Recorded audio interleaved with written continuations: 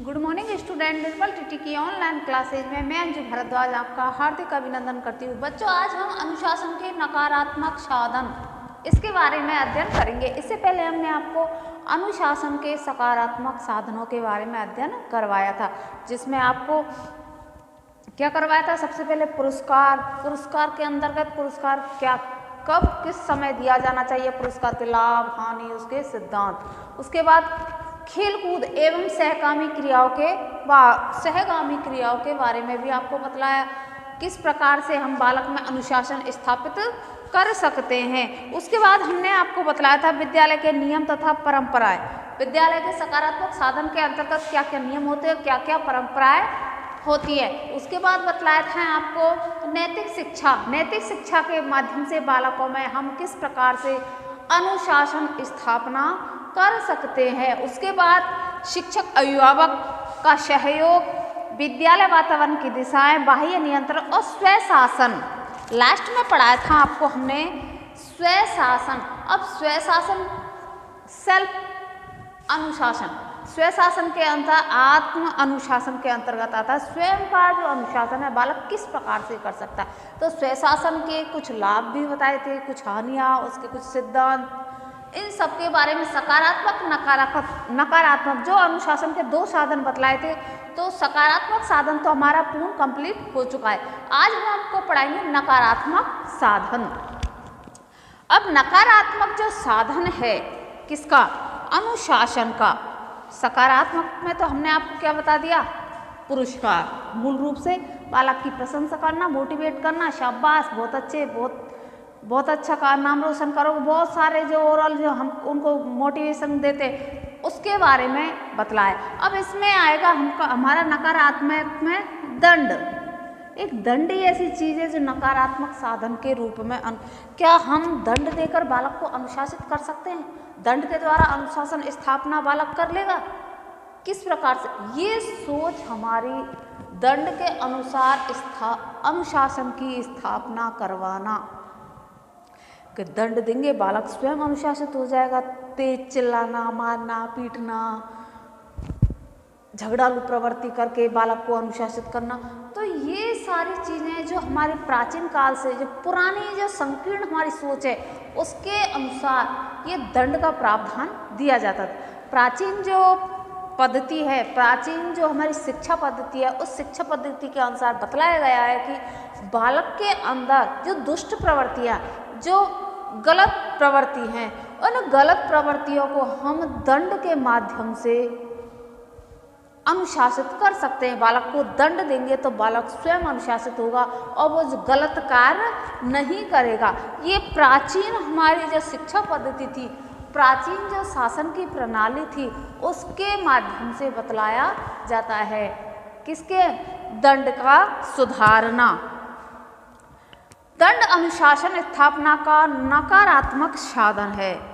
माना कि सकारात्मक साधन से अनुशासन स्थापना सुविधापूर्वक होती है, परंतु नकारात्मक साधन कभी कभी अपरिहार्य हो जाता है। दंड अनुशासन स्थापना की एक आवश्यक बुराई है। यह त्रुटिकर्ता को शिक्षा देता है तथा दूसरों के सम्मुख उदाहरण प्रस्तुत करना है। दुष्ट प्रवृत्तियों को बाहर निकालना। प्राचीन विचारधारा के अनुसार प्राचीन जो शिक्षा प्रणाली थी वो क्या कहती है, दुष्ट प्रवृत्तियों के द्वारा, दुष्ट जो बालक के अंदर जो गंदी प्रवृत्तियाँ उनको बाहर निकाला जाता है। किसके माध्यम से, दंड के माध्यम से। जैसे एक सर्जन होता है तो जैसा हमारा कोई अंग कट फट जाता है या गल जाता है या कोई ऐसी वो आ जाती है, उसमें गांठ वगैरह पड़ जाती है, तो वो क्या करता है, चाकू से उस अंग को वहीं उसको निकाल करके वहीं उसको घाव को क्या कर देता है, फैल ना जाए तो उसको निकाल देता है। ऐसी शिक्षा पद्धति में कहा गया है कि जिस प्रकार से सर्जन चाकू से जो बीमारी हुई है, जो उसके अंदर जो दुष्ट प्रवृत्ति है, दुष्ट प्रवृत्ति का मतलब बतलाया है किसको, चाकू से निकालना। चाकू से दूषित जो भाग हो जाता है उसको चाकू से निकालना। किसको, दूषित भाग को। जैसे हमारे फोड़ा फुंसी हो जाते हैं या कुछ और भी जो भी बीमारी हमारे अंदर हो जाती है उसको किससे निकालते हैं, सर्जन चाकू से निकालते हैं, जिससे सारी बॉडी में क्या इन्फेक्शन ना फैले। तो उसी प्रकार शिक्षा पद्धति में प्राचीन रूप से क्या कहते हैं कि जिस प्रकार से सर्जन दूषित भाग को चाकू से निकालते हैं, उसी प्रकार बालक की दुष्ट प्रवृत्तियों को, किसको, दुष्ट प्रवृत्तियों को हम किसके माध्यम से, दंड के माध्यम से हम बाहर निकाल सकते हैं। तब बालक अनुशासित रहना सीख जाएगा। दंड देंगे तो बालक क्या करेगा, स्वयं अनुशासित रहेगा, स्वयं सामने वाले भी अनुशासित में हो जाएंगे, स्वयं ही अनुशासित हो जाएंगे। तो ये जो चाकू और दंड, ये प्राचीन सभ्यता के अनुसार तो थे, पर ये बिल्कुल ही गलत है। चाकू को और दंड को हम दुष्ट प्रवृत्तियों से नहीं निकाल सकते। ये दोनों ही क्या है, बुराइयों के रूप में बतलाएं, ये दोनों ही बुराइयों के रूप में आते हैं। इससे बालक में अनुशासित स्थापना नहीं की जा सकती है। अब हम आपको बतलाते हैं कि दंड के उद्देश्य क्या हैं। क्या दंड देने से बालक सुधर जाता है? दंड क्यों देते हैं, ये इसके उद्देश्यों के बारे में अब आपको बतलाएंगे।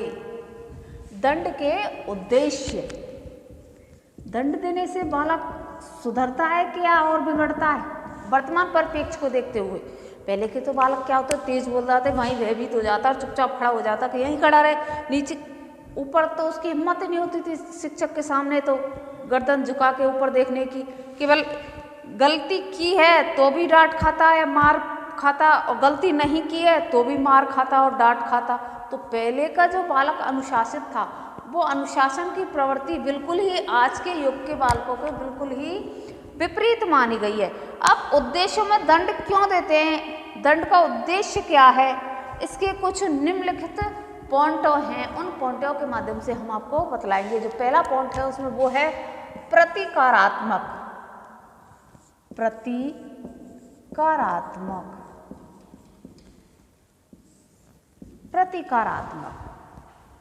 अब प्रतिकारात्मक के इस उद्देश्य के अनुसार जो गलती या अपराध करता है उससे प्रतिकार या बदला लेना अवश्य लिया जाना चाहिए। जो गलती या अपराध करता है उससे बदला लेना अवश्य माना गया। प्रतिकार, शोध की भावना, मतलब जैसे को तैसा, जैसे को तैसा। क्या ये सही है दंड का उद्देश्य? कि तुमने मेरा एक चांटा मारा, दूसरा चला, तुमने उसके दो चांटे मार दिए। इसने लात मारी तो उसने भी लात मार दी, उसने घूसा मारा तो इसने भी घूसा मार दिया। तो ये हो गया प्रतिकारात्मक। जिसने सामने वाले के साथ जैसा व्यवहार किया है वो भी उसके साथ उसी प्रकार से व्यवहार करे। तो ये दंड का जो उद्देश्य है वो है प्रतिकारात्मक उद्देश्य। इस उद्देश्य के अनुसार जो गलती या अपराध करता है उसे प्रतिकार या बदला अवश्य लिया जाना चाहिए। मतलब ईंट का जवाब पत्थर से देना। शिक्षा के क्षेत्र में दंड के इस उद्देश्य को अपनाना ठीक नहीं है, क्योंकि दंड का उद्देश्य न्याय संगत नहीं है। इससे अपराध की तुलना में अधिक दंड मिलने की संभावना रहती है, क्योंकि इसका उद्देश्य न्याय संगत नहीं है। शिक्षा के क्षेत्र में दंड का जो उद्देश्य है वो न्याय संगत नहीं है कि ईंट का जवाब पत्थर से दो। उसने मेरे को लात मारी तो तू भी उसको लात मार, इसने मेरे को घुसा मारा तू भी उसको घुसा मार, इसने आँख निकाली तो तू भी आँख निकाल। तो ये न्याय संगत बिल्कुल नहीं है शिक्षा के क्षेत्र में। इससे हो सकता है बालक ज़्यादा उग्र हो जाए। अगर आप बालक को डांटोगे, डंडे से मारोगे या पीटोगे, प्रतिकार का अर्थ तो ये होगा तो आजा गुरुजी, अब तो आपने मेरे स्कूल में मारा होगा, स्कूल से बाहर आओ, हम बताएंगे आपको। तो ये प्रतिकारात्मक, तो ये बिल्कुल ही दंड का न्याय संगत उद्देश्य नहीं है। पहला क्या उद्देश्य है? प्रतिकारात्मक उद्देश्य, ये बिल्कुल ही गलत है। नंबर 2 है प्रतिरक्षात्मक।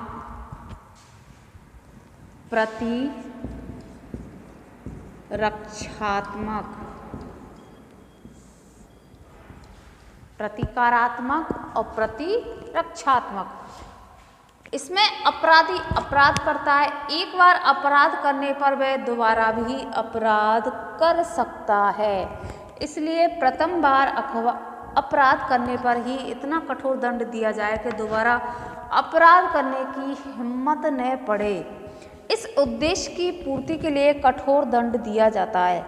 इस शिक्षा के क्षेत्र से यह उद्देश्य कुछ सीमा तक तो ठीक है, किंतु बालक को इतना दंड दिया जाए कि दोबारा अपराध करने की हिम्मत न करे। कठोर दंड से शारीरिक या मानसिक आघात पहुंचने का भय रहता है तथा कठोर दंड मानवीय भी नहीं होता है। अतः प्रतिरक्षात्मक उद्देश्य से अधिक दंड नहीं दिया जाना चाहिए। प्रतिरक्षात्मक का मूल रूप से ये अर्थ है कि बालक ने एक बार अपराध कर दिया तो उसी अपराध को दोबारा ना करे, या फिर दोबारा एक से अधिक बार अपराध करे। तो बालक को आप ऐसा दंड दीजिए इसके अनुसार, मेरे अनुसार नहीं। मैं तो दंड का या कि बिल्कुल ही पक्षधर नहीं हूँ कि बालक को मारो पीटो। बालक को जितना हो सके उसको समझा बुझाकर प्यार से टैकल आ जाता है बालक। तो प्रतिरक्षात्मक का अर्थ ये है कि बालक को एक बार अपराध कर दिया तो उस बालक को इसके अनुसार इतना कठोर दंड दीजिए कि बालक दोबारा उस अपराध को करने की हिम्मत ही ना करे। वो भी हिम्मत ना करे और सामने जो बालक हैं और भी विद्यालय के बालक हैं, कक्षा के जो बालक हैं, वो उस अपराध को देखते हुए वो बालक भी अपराध करने की हिम्मत ना जुटा पाए। पर ये बालक क्या शिक्षा में ऐसा इस प्रकार का अपराध या दंड देना उचित होगा? जी नहीं, ये बिल्कुल ही अनुचित माना गया है। क्यों? इससे बालक का शारीरिक और मानसिक विकास अवरुद्ध हो जाएगा, बालक भयभीत हो जाएगा। शिक्षा में या शिक्षा जगत के क्षेत्र में इस प्रकार के प्रतिरक्षात्मक उद्देश्य, दंड का जो उद्देश्य है वो बिल्कुल ही नकारात्मक रूप में माना जाता है। तो इस प्रकार से बालक को दबाव में या ऐसा कोई दंड नहीं देना चाहिए। अगला जो पॉइंट है इसका उद्देश्य है वो है सुधारात्मक। नंबर 3 है सुधारात्मक। सुधारात्मक में दंड का उद्देश्य अपराधी को सुधारना है। इस उद्देश्य के अनुसार अपराधी को यह अनुभव करा देना चाहिए कि उसने अपराध किया है और उस अपराध के लिए खेद प्रकट करना चाहिए। दंड का उद्देश्य क्या है? अपराधी को सुधारना। क्या है? अपराधी को सुधारना। तो दंड इस प्रकार से दिया जाना चाहिए कि उसको स्वयं ही आत्मग्लानि हो जाए, स्वयं ही खेद प्रकट करे। इस प्रकार का दंड दिया जाना चाहिए जो स्वयं ही वो क्या कर जाए, सुधर जाए। ये नहीं कि आप डंडे से मारोगे, लात घूस से थप्पड़ और उसको ऊपर लटका दोगे या आ जा तू अब मैं तेरे को पिटाई लगाऊंगा, जो भी XYZ गाली गलौज जो भी आप करते हो, ये बिल्कुल ही अनुचित है।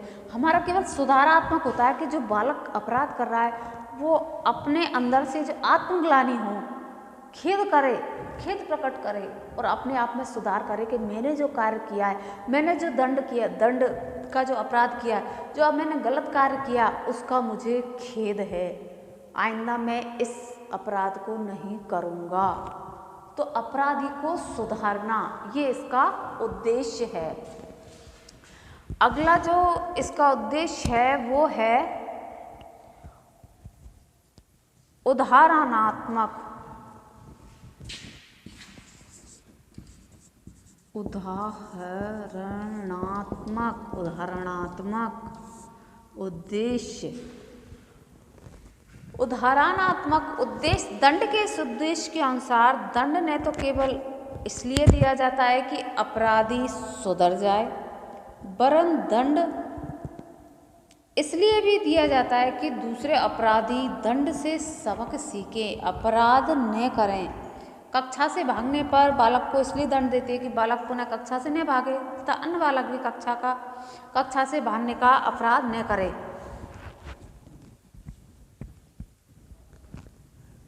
क्या है? उदाहरणात्मक। उदाहरण के रूप में दंड को हम किस प्रकार, जैसे जज है, जज जो बहुत कहते हैं ना फांसी की सजा या आजीवन कारावास, ये बहुत ही सोच समझकर जो विकट परिस्थिति हो जाती है, भयंकर जो अपराध करता है उनके लिए ही डिसीजन देते हैं। वो डिसीजन क्यों देते हैं? जो अपराध किया इसलिए, ये तो है ही उसने अपराध किया इसलिए उसको दंड मिल रहा है, पर वरन जो दूसरे लोग हैं, जो आम लोग हैं, जो अपराध करने की सोचते हैं या वो कार्य ऐसा कर दें, उनके लिए सबक सीखना।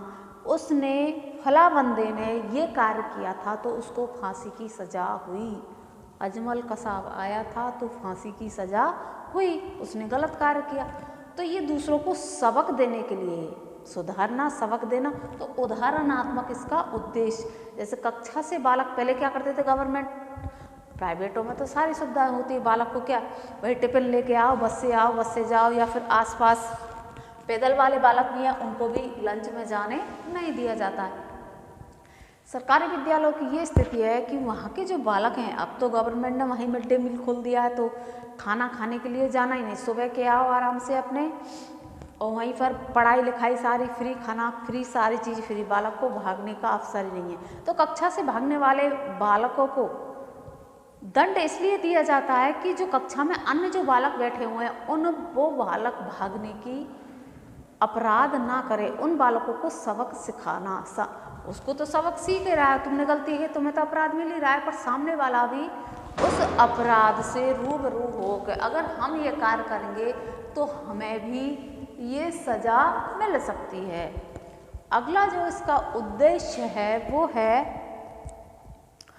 अवरोधात्मक। नंबर 5 है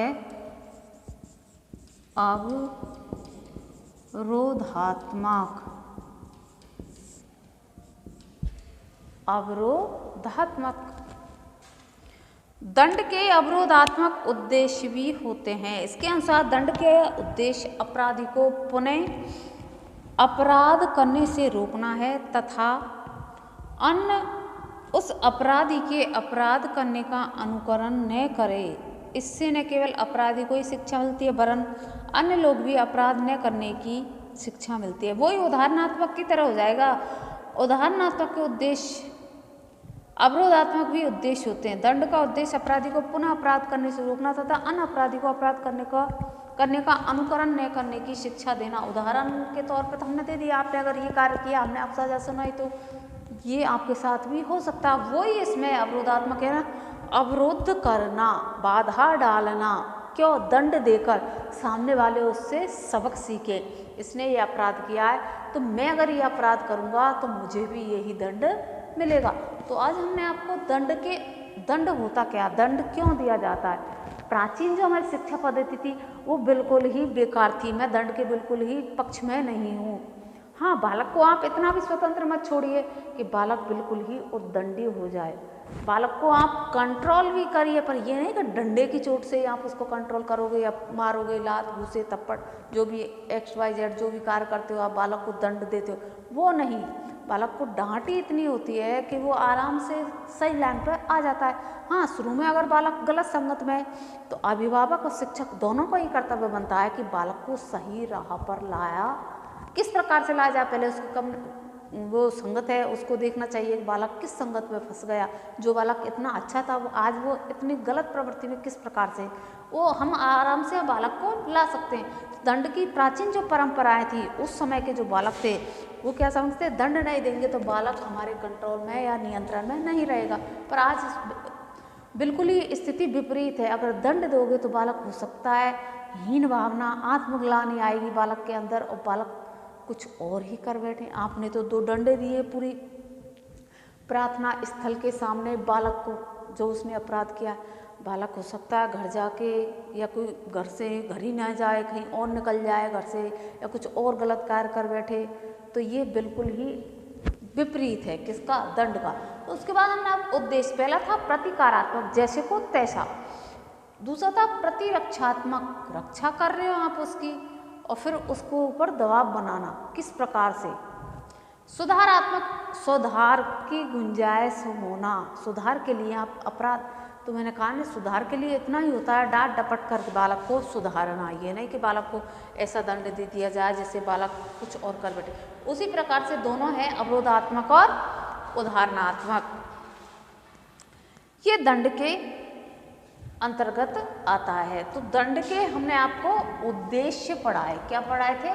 उद्देश्य। अब इसके बाद आएंगे दंड के प्रकार। दंड के कितने प्रकार होते हैं?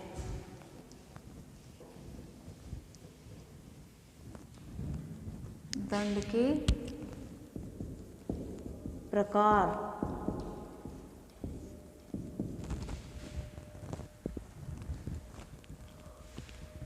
विद्यालय में कई प्रकार से दंड दिया जा सकता है। सामान्यतः विद्यालय में दंड के निम्नांकित रूप देखे जाते हैं। विद्यालय में हो जैसे कई रूप से हम दंड दे सकते हैं। बालकों को कई प्रकार से दंड की व्यवस्था की जा सकती है। जैसे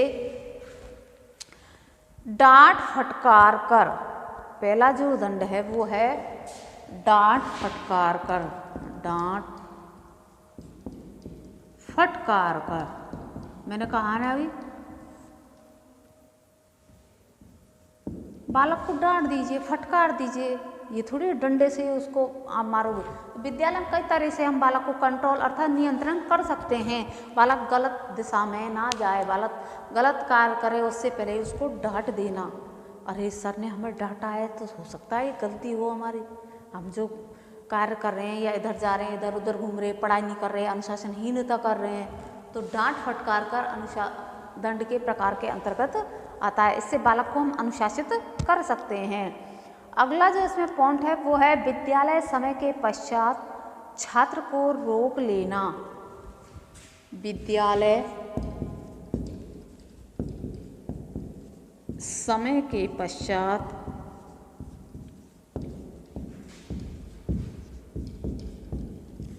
छात्र को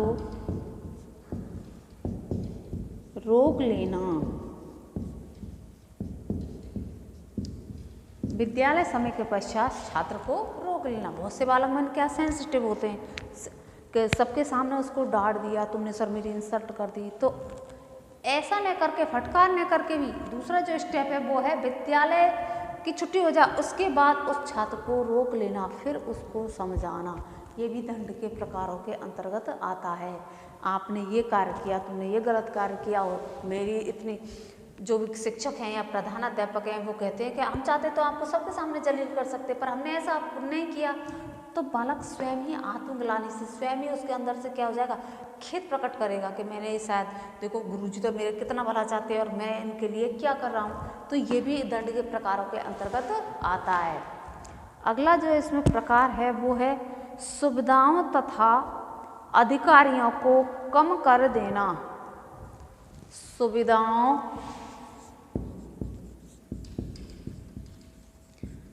सुविधाओं तथा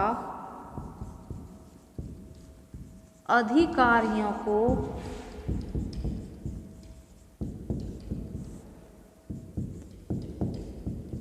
कम कर देना। सुविधाओं तथा अधिकारों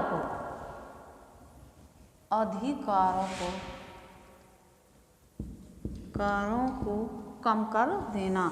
बालक को जितनी हो सकता है कि बालक को जितनी सुविधा चाहिए उससे कहीं अधिक आपने सुविधा दे रखी हो, वो भी दंड के प्रकार के अंतर्गत आता है। इससे भी बालक क्या करता है, वो दंडता करता है।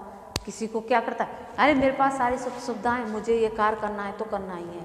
तो वो जो अधिकार दे रखे हैं, जो बालक जिससे गलत राह पर जाए, गलत प्रवृत्ति हो, उन प्रवृत्तियों को कम देना बालक के दंड के प्रकारों के अंतर्गत आता है।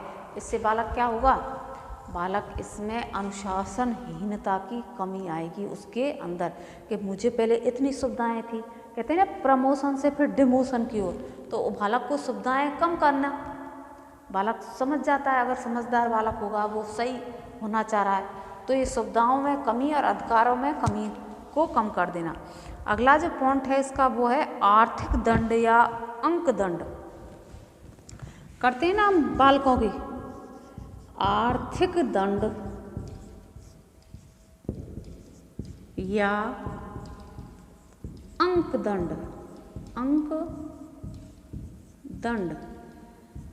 ये क्या है? आर्थिक रूप से बालक को दंड देना। अगर आपने ये अब तक हमने आपकी उद्दंडता ये सारी चीज़ों से हमने देख ली, रोकने की प्रयास भी किया आपको। अगर आपने अब भी आप नहीं माने तो हम आपको 50 रुपये का या 100 रुपये का 2000 का आर्थिक जुर्माना करेंगे। अब हो सकता है उसके माँ बाप 2000 रुपये महीने भी नहीं कमाते हो, तो ये भी एक दंड को रोकने का प्रकार बतलाया। फिर अंकदंड, अगर ये भी नहीं भुगतान करेगा तो उस बालक के क्या कर लिए जाएंगे, कितना भी इंटेलिजेंट हो या कितना भी सिंसियर बालक हो, वो उद्दंडता करता है या अपराध करता है तो उसके अंकों को काट लेना, ये भी बालक के दंड के प्रकारों के अंतर्गत आता है। आर्थिक दंड के रूप में और अंक दंड के रूप में। आर्थिक रूप से बालक को दंड देना और अंकों को उसके काट लेना, ये दंड के प्रकारों के अंतर्गत आता है। अगला जो प्रकार है वो है सामूहिक रूप में अपमानित करना या ताड़ना। सामूहिक रूप में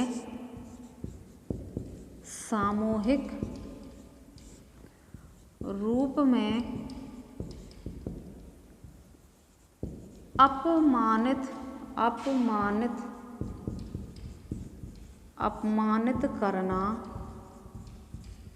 या ताड़ना।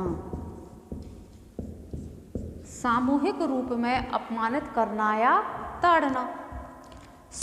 जब बालक इन प्रकार से भी नहीं मानता है तो बालक को समूह के रूप में, मैंने एक बार कहा है विद्यालय के पश्चात रोकना, तो सबके साथ कहते हैं ना कि हम चाहते तो आपको सबके सामने अपमानित कर सकते थे।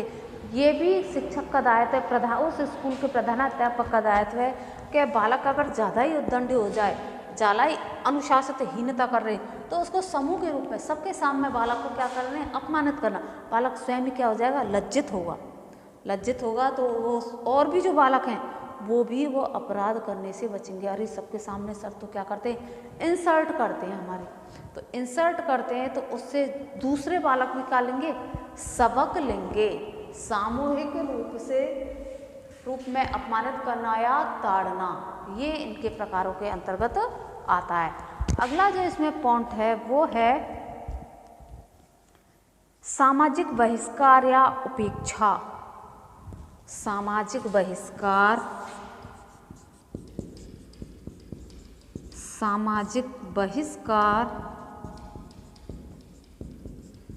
या उपेक्षा।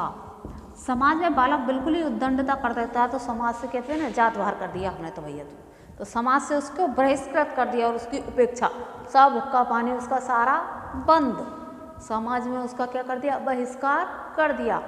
तो ये भी दंड के प्रकारों के अंतर्गत आता है। अगला है निष्कासन या निलंबन। निष्कासन वो इसके अंतर्गत आ जाएगा, निष्कासित कर देना उस गांव से, उस शहर से, उस जिले से, और कोई भी पद है बालक तो उसको निलंबन कर देना, ये दंड के प्रकारों के अंतर्गत आता है। अब लास्ट का जो प्रकार है वो है शारीरिक दंड। कौन सा है, शारीरिक दंड। इसको हम अगली क्लास में आपको अध्ययन करवाएंगे। आशा करती हूँ आज का टॉपिक आपको पसंद आया होगा। धन्यवाद।